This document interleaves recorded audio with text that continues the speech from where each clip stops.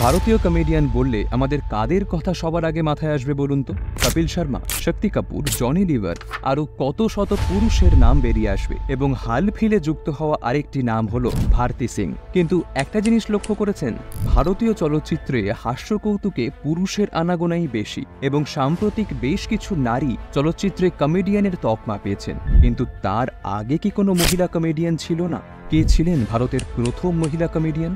চলচ্চিত্র জগতে মহিলা অভিনেতাদের যেন একটা সর্বকালের মাপকাঠি নির্ধারণ করে দেওয়া হয় যে দেখতে হবে গ্ল্যামারাস, ফিগার হতে হবে জিরো।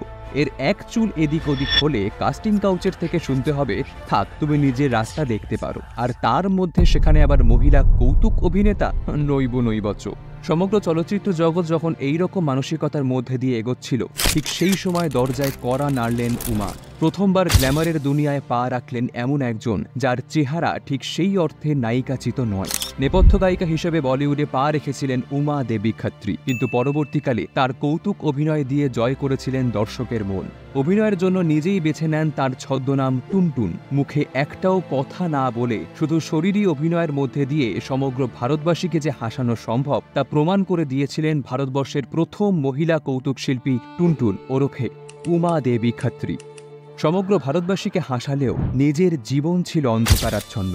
উত্তরপ্রদেশের ছোট্ট একটি জেলার আমরোহা গ্রামে জন্মগ্রহণ করা উমা দেবীর ছোটবেলাটা খুব সহজ ছিল না। মাত্র ৩ বছর বয়সে জমির বিবাদে খুন হয় বাবা মা। তার কিছুদিন পরেই খুন হয়ে যায় উমা দেবীর ৮ বছরের দাদা। বাড়ির পরিচারিকার কাছে বড় হতে থাকা উমা দেবীর কোনো মতে দুবেলা খাবার জুটত, আর তারই মধ্যে বেড়ে উঠছিল এক ভারত সেরা কমেডিয়ান। উমা দেবী গান ভালোবাসতেন, যদিও প্রথাগত শিক্ষা কোনোদিনই নেওয়ার সুযোগ হয়নি, কিন্তু নিজের প্রতি অদম্য ইচ্ছাশক্তি এবং জেদ নিয়ে পৌঁছে গিয়েছিলেন সুরকার নওসাদ সাহেবের কাছে। কিন্তু নওসাদ সাহেব প্রথমে রাজি না হওয়ায় উমা দেবী বলেছিলেন, একবার শুনে দেখুন আমার গান, একটা সুযোগ আমায় দিতেই হবে, না হলে সমুদ্রে গিয়ে মাথা কুটে মরবো। তারপর কি আর সুযোগ না দিয়ে রিস্ক নেওয়া যায়? এরপর উপহার দিলেন একের পর এক কালজয়ী গান, যেমন আফসানা লিখ রাহা হু, ইয়ে কৌন চলা হে মেরি আঁখোं में, আজ মচি হে ধুম ইত্যাদি আরও অনেক গান। ভাগ্যের চাকা যখন একটু ঘুরছিল, ঠিক তখনই আবার বিপর্যয়।